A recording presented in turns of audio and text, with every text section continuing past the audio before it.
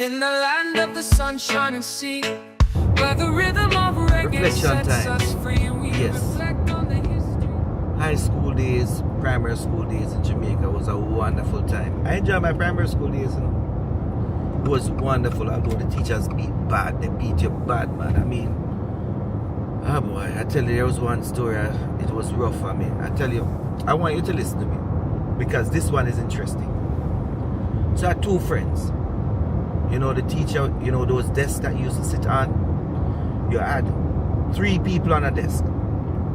So therefore you have every desk, because the classroom was packed, and you know the classroom, let me say bench, not desk, because when you say desk, it comes like it's a kind of a different situation, and it wasn't.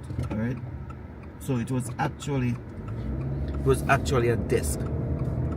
And it so happened that, you know, my teacher back then, she was a rigid teacher, man, and to be honest, you worried. You really worried when it was like time for common entrance or any test, because when that teacher marked your book, you know, if you didn't get the right one, it would be, of course, pie, yes man, you're getting the belt, you know. So children, knowing that at lunchtime now, what they did was to go outside and rub their hands in a sort of bush, because they said the bush protect you, you know. So when you get beaten now, you're not going to feel it as much. So you put the bush and you rub it. And I did it several times.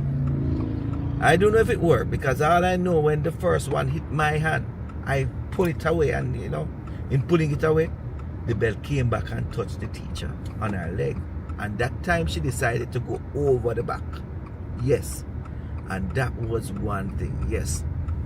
So therefore, that was an incident that I had to really deal with occasionally.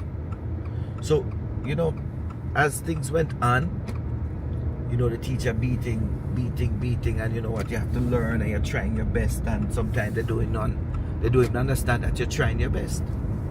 So this particular day, no, tell me, I want you to tell me if what she did was right, or what I did was right. Make a judgment. This day she was asking a mathematical problem, and yours truly was in the middle. So I distinctly remember the people that were beside me, the students that were beside me, and this was grade 5. K was on my left and S was on my right. So the teacher now asking everybody question in the class. Now the 2 people beside me, they have little knowledge then, because you know what?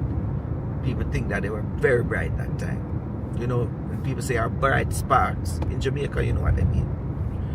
So it so happened that my teacher, I'm not going to call her name because I still love her, you know,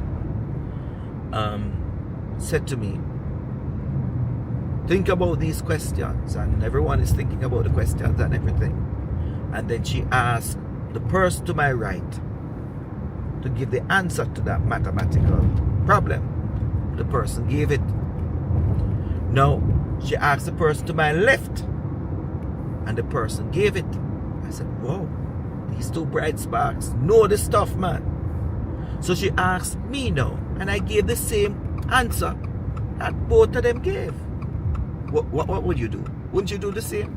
Yes, I did the same. I gave her the same 2 responses that, of course, they had given. Yes, I wouldn't change it, would you? No, I felt good, because you know what?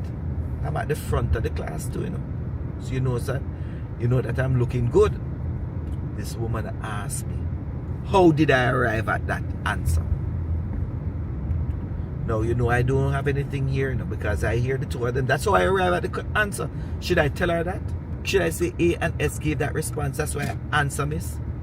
I couldn't say that, because that would reach a level that, of course, she couldn't handle, and I couldn't handle anymore.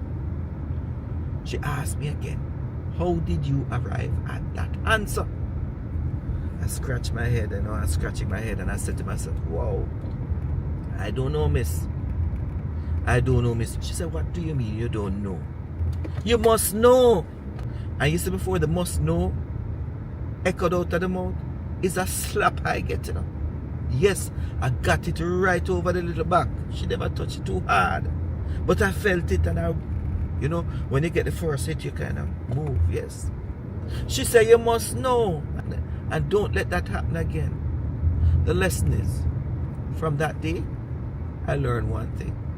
Don't follow Harry or anyone. If you don't know, just say you don't know. But there are some adults today, even if they don't know, have mercy. They won't tell you that they don't know, you know.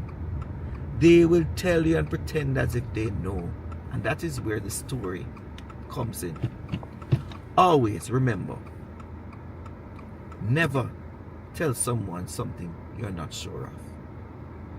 You might just find yourself in a situation that you regret it.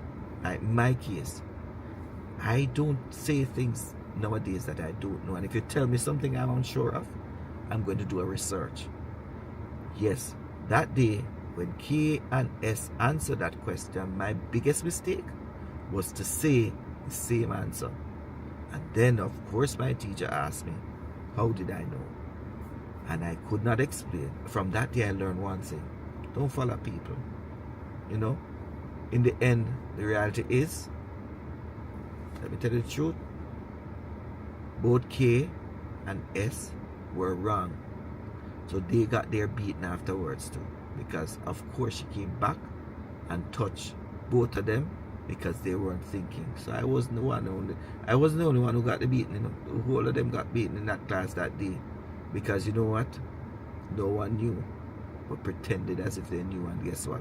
My teacher was up to no joking business that day. So everyone learned a lesson from that day. If you don't know, say you don't know and stop saying foolishness. That's all for now.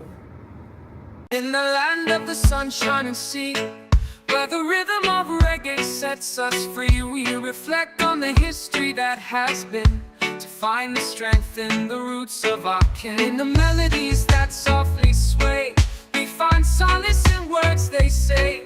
For the past hold stories of joy and pain, lessons learned in the rhythm's reign. In the echoes of Bob and Peter's hush, the voices rise above the noise and the hush. They speak of love and revolution's call, a rhythm that unites and conquers all.